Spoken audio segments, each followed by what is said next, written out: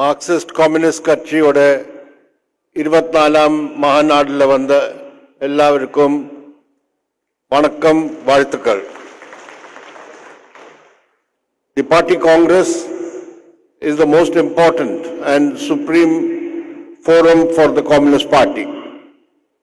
It is therefore appropriate that we are holding this Congress in Madurai, a city redolent with the ethos of ancient Tamil literature and culture, and which harmoniously combines the history of over 8 decades of the working class and communist movement. On this occasion, we remember the outstanding leaders of the communist movement, P. Ramamurthy, K.T.K. Thangamani, N. Shankaraya, and K.P. Janaki Ammal. All of them made distinctive contributions to the development of the Communist Party in Madurai and Tamil Nadu. Madurai has produced many communist parliamentarians and legislatures. To the Lok Sabha, it has elected communist members of parliament 6 times. K.T.K. Thangamani in 1957, P. Ramamurthy in 1967, P. Mohan in 1999 and 2004, and the current incumbent Su Venkatesan 2019 and 2024. Since the formation of the communist unit in Madurai in 1940, generations of communists have worked among the workers, peasants, and agricultural workers to build the party and the movement. We remember their contributions of all these communist men and women. I salute the memory of our martyr, Comrade Leelavati, a municipal councillor of the party in the city, who was killed by local criminal elements in 1997 for defending the people's interests. There are other innumerable martyrs produced in Madurai who sacrificed their lives in the cause of the working class. But there are so many, but I cannot name them all. There are on the dais 5 comrades who attended the 9th Congress of the CPIM held in Madurai in this very grounds, Tamugam grounds, 53 years ago. They are Comrade S. Ramachandran Pillai, Comrade Pinarayi Vijayan, Comrade Biman Basu, Comrade Manik Sarkar, and Comrade N. Ram. All of them are on the dais who attended the 9th Congress as delegates. This party Congress is being held at a poignant moment for us. The General Secretary of the party, Comrade Sitaram Yechuri, under whose leadership the preparations for the party Congress began, is no more with us. Faced with the unexpected situation, the Politburo and the Central Committee have worked collectively and unitedly to fulfill all the work for the holding of the 24th Congress. We shall forever cherish Comrade Sitaram's distinctive contributions to the theory and practice of Marxism. Comrades and friends, the main job of the Party Congress is to formulate a political tactical line which will set the direction for the party's political work. For this, it is necessary to have an accurate grasp of the essence of the political situation today, the class nature of the government and the ruling party, and the balance of class forces that exist. This exercise at times can be a complex one.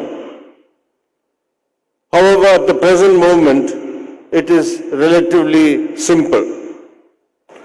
Just ask three questions. Firstly, who claims to be the friend of Donald Trump? Second, who is the close friend of Gautam Adani and Mukesh Ambani? And third, who owes total loyalty to the Rashtriya Swayam Sevak Sangh? The answer to all these three questions is the same: Narendra Modi and the Bharatiya Janata Party. Prime Minister Narendra Modi and his government represent the Hindutva corporate nexus that is closely allied to US imperialism. It is the BJP, RSS and the Hindutva corporate nexus underpinning it that needs to be fought and defeated. From coming to such an easy conclusion, a more complex question arises of how to fight the BJP RSS combined effectively so as to isolate them and reverse the rightward shift. As Marxists, we know that no political domination that is exercised today by the Hindutva forces is through electoral means alone. This is a dominance acquired through the influence of the Hindutva forces that they exercise in the ideological, cultural and social spheres. This is a dominance enforced through authoritarian attacks on democracy and the Constitution. The political tactical line that we adopt in this Congress should take into account the waging of a multifaceted struggle against the BJP, RSS and the Hindutva forces. The party and the left have been conducting many struggles in defense of the people's livelihood and against the onslaughts of the neoliberal policies. But the masses who have mobilized in these struggles will be politicized only if there is a vigorous campaign amongst them against the reactionary and divisive Hindutva communalism. What is called for is the integration of the struggle against Hindutva communalism and the struggle against neoliberal policies. At this juncture, when we strive for the broadest mobilization of all secular forces against the BJP, it must be borne in mind that it is the left alone which is the consistent force which can firmly and uncompromisingly fight all manifestations of Hindutva and majoritarian communalism precisely because of our uncompromising stand on neoliberal policies. The Modi government in its third term is going ahead with the RSS-driven Hindutva agenda, aggressive neoliberal policies and reinforcing authoritarianism. In this process, it is displaying neo-fascist characteristics. Implementing the fascistic agenda of the RSS entails the constant targeting of the Muslim minority. They are marked for persecution through communal violence perpetrated by the Hindutva outfits, aided and abetted by the state machinery in the BJP-ruled states. This state of perennial violence and intimidation directed against the Muslim community is part of the drive to create a permanent communal divide and to effect a pan-Hindutva consolidation. The Modi government has become a byword for crony capitalism. It seeks to privatize new sectors and provide new areas for profit maximization for the big monopolies. As a result, we are seeing unprecedented inequality, with the top 1% of the population owning 40% of the total wealth of the country.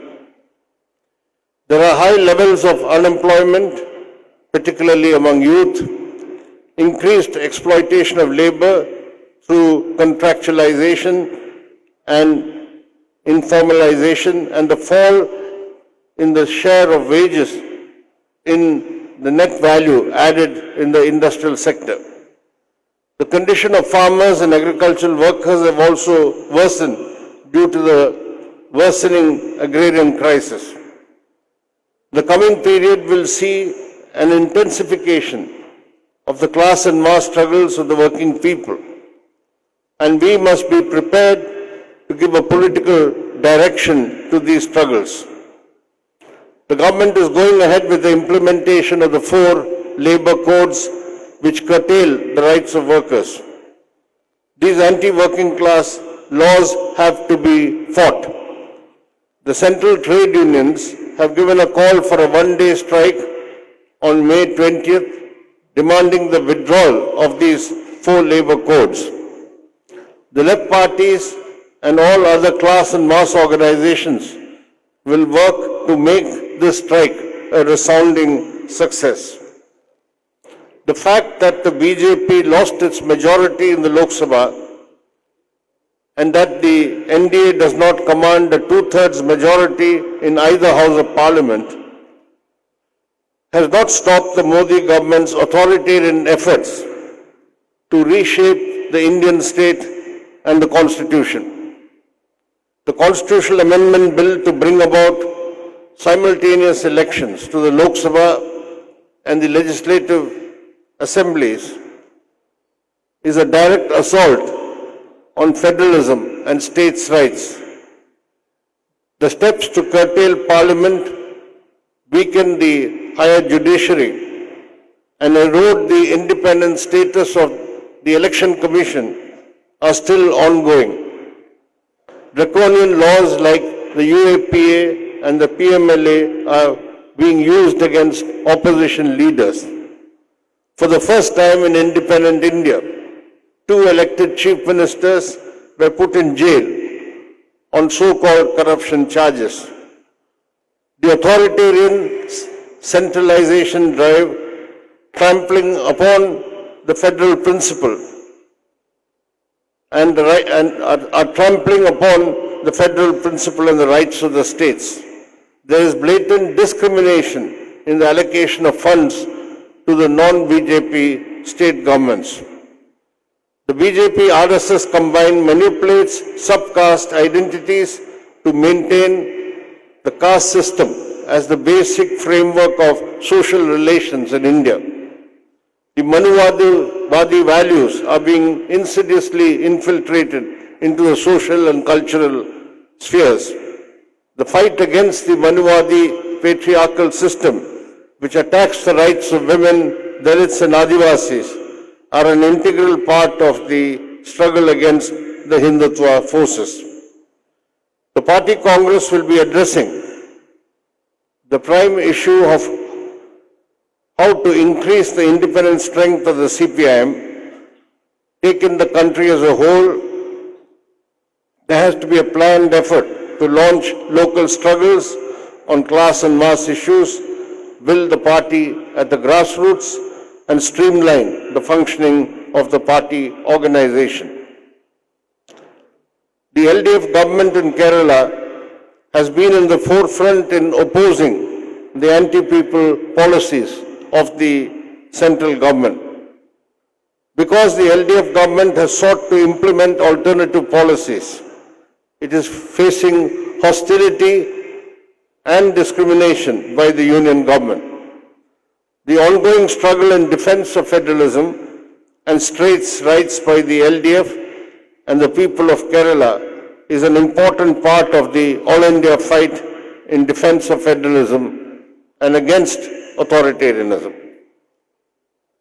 Comrades and friends, the Trump presidency signals a new chapter in the saga of US imperialism. Here is a more naked form of imperialist aggrandizement, territorial annexation, and squeezing the resources of even close allies is the norm. Trump is supporting Netanyahu's plan to obliterate the Palestinians from Gaza. Trump is taking aggressive steps against many countries of the global south. Despite all these, Prime Minister Modi remains supine and proclaims his fealty to Trump. The repercussions for our country are going to be severe. The Modi government is already surrendering India's vital interests on tariffs, on purchase of energy supplies and military equipment. A new front is opening up against the Modi regime and its close embrace of America. The CPIM and the left will be in the forefront against any compromising of India's sovereign interests. We must go forth and rouse the people against imperialist depredations and the servile attitude of the BJP rulers. US imperialism under Trump will launch new attacks through economic and trade wars, political and military interventions on countries around the world. This is the time for the CPIM and the left to actively develop anti-imperialist struggles and expose the pro-imperialist policies of the Modi government. Comrades, from this platform of the Congress, we express our full support and total solidarity with the Palestinian people who are facing a genocide in Gaza for the past 17 months, perpetrated by the brutal Zionist regime in Israel. That attack on Gaza and the killing of ordinary men, women and children is still ongoing there in Gaza. We condemn the shameful betrayal of the Palestinian cause by the Modi government and its blind support to Israel. We also greet the heroic people of Cuba and the Cuban government who have been valiantly opposing the inhuman economic blockade, which is now being further tightened by Trump, which has been imposed for more than 6 decades. We will always stand in support with socialist Cuba. Comrades and friends, this is the time to strengthen left unity and expand left intervention. The left is the only consistent force against neoliberal capitalism and who firmly defend the interests of the working people. It is the left which has the ideological wherewithal and convictions to fight and counter Hindutva neo-fascism. It is only the left which can lead the fight against the imperialist designs on our country. The CPIM will work with all left forces to go forward towards the building of a left and democratic alternative. The CPIM will also renew its commitment to join hands with all secular and democratic forces to forge the broadest unity so that the struggle against the BJP RSS can be successfully concluded. From Madurai, let this call go out loud and clear. All left democratic and secular forces should unite to push back the dark forces of reaction. Let us work together to build a new India on secular, democratic and progressive lines towards people's democracy and socialism. Thank you.